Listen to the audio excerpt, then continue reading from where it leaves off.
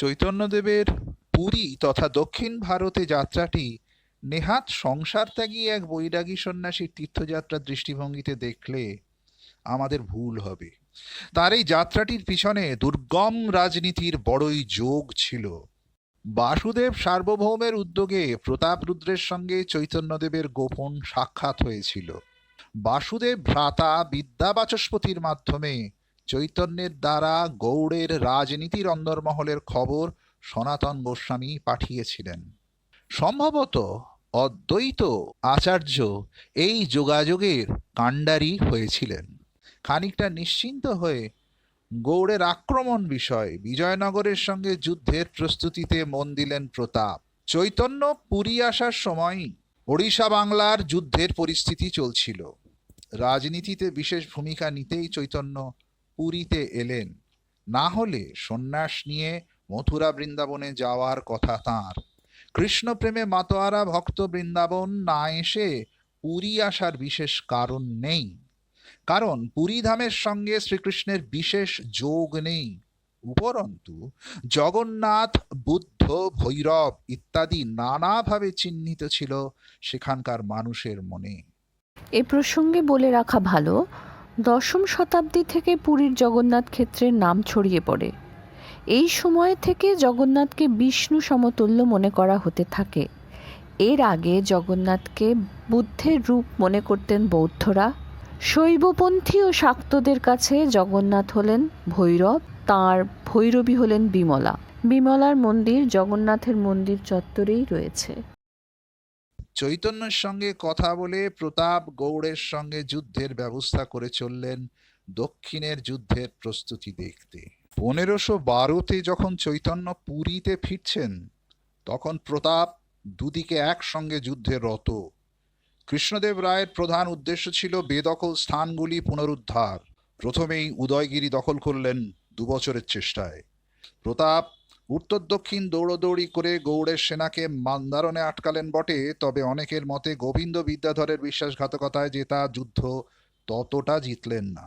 1512-তে গৌড়ের সেনা ফিরে গেল বটে, তবে খুব শীঘ্রই আর এক যুদ্ধের সম্ভাবনা রয়ে গেল। 1514 এবং 1515-তে পরপর কৃষ্ণদেব উদয়গিরির পরে কোণ্ডবিড়ু দখল করে শ্রীশৈলম পর্যন্ত এসে রাজধানীতে ফিরে গেলেন। এই যুদ্ধবিরতির সময় প্রতাপ বাংলা আক্রমণ করতে চাইলেও চৈতন্য বাধা দিলেন এবং বৃন্দাবন যাওয়ার নাম করে গৌড়ের কাছে রামখেলিতে ডেরা বাঁধলেন এবং রূপ সনাতন, গৌড় সম্রাটের সাকর মল্লিক ও দবির খাস এদের সঙ্গে দেখা করে বৃন্দাবনে না গিয়েই ওড়িশা ফিরলেন প্রতাপকে খবর জানাতে সার্বভৌমের মাধ্যমে। প্রকাশ্যে রাজার সঙ্গে দেখা করতেন না বলে তাঁকে কেউ কখনো সন্দেহ করেননি। রূপ সনাতন গৌড় সম্রাটের চাকরি ছেড়ে বৃন্দাবনে চলে গেলেন।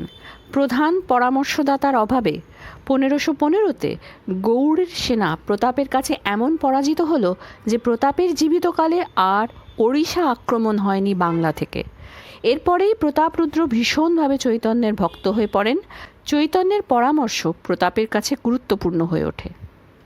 ওড়িশা ও বিজয়নগর, যার পূর্বে নাম ছিল বিদ্যানগর, এই দুই হিন্দু রাজ্যের মধ্যে বিবাদ ছিল আগে থেকেই। 1514 সালে চৈতন্যদেব গৌড় থেকে ফেরার পরেই প্রতাপ ও কৃষ্ণদেব রায়ের মধ্যে চুক্তির পথ উন্মুক্ত হয়েছিল, এমন ইঙ্গিত গোবিন্দ দাসের চৈতন্য চক্রাতে রয়েছে। চৈতন্যদেব ও কৃষ্ণদেব রায়ের গুরু ছিলেন ব্যাস রায়। সেই সূত্রে দুজনেই মাধ্যপন্থী বৈষ্ণব হওয়ায় এই চুক্তির কার্য সফলভাবে পূর্ণতা পেয়েছিল। চৈতন্যদেবের ভূমিকা প্রকাশিত না হলেও কৃষ্ণদেব রায়ের ভাই অচ্যুতদেব রায় তাঁর শাসনকালে চৈতন্যদেবকে কর্ণাটকের অগ্নিগেহল্লি স্থলের কাছে 2টি গ্রাম দান করেছিলেন, তার প্রমাণ শিলালিপি থেকে পাওয়া যায়।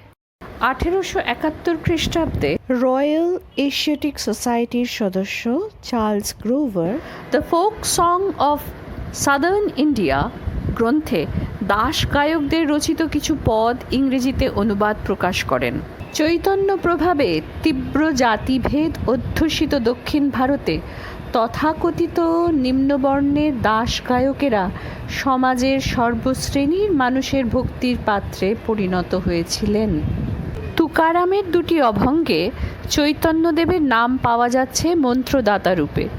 राघव चैतन्य केशव चैतन्य संगीताली खूनमक्षिकशी बाबाजी अपले संगीताले नाम मंत्र दिला राम कृष्ण हरि।